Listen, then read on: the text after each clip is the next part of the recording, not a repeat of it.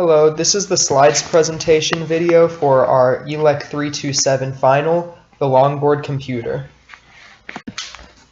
There are a few reasons why we decided to go with this project. The first is that wearables are already very popular, mostly among bikes and smartwatches.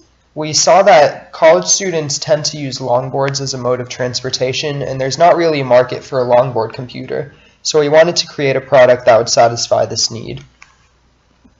There are a few features we deemed necessary for the longboard computer.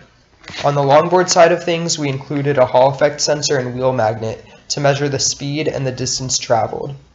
We also placed LEDs under the longboard in order to illuminate it at night and to provide turn signals. We also wanted to include wireless communication between the watch and the longboard so that no unnecessary wires were fixated along the board to the watch. Finally, we also included a kinetically charged battery so that the user wouldn't have to plug in their longboard or skateboard to the wall to charge. On the watch side of things, we included an OLED display which would show the speed and distance traveled along with a few other indicators. We also included buttons that would allow you to signal which way you were going to turn with the longboard, and again, wireless communication. This is the PCB for the longboard side of things. In the gray area, you'll see a rectifier, which was used alongside a stepping motor and a regulator in order to enable kinetic charging. A more detailed explanation is available in our project report. We also included extra through-hole pins in case we needed to wire something up which we had forgotten or misplaced.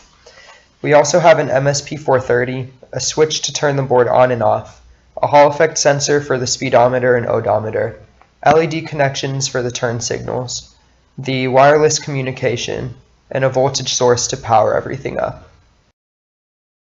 And this is the PCB for the watch. At the top in gray, you'll notice buttons which were used to take turn signal inputs. The buttons were debounced in software in order to ensure accurate button presses. We also have a connection for the OLED screen, which again displayed speed and distance traveled. We had an MSP430 and the pins necessary to program it, a battery on the back side of the watch, a switch to turn it on and off, and our wireless communication module as well. You'll notice that the wireless communication module had to be able to both receive and send inputs, which we switched back and forth between in our own program.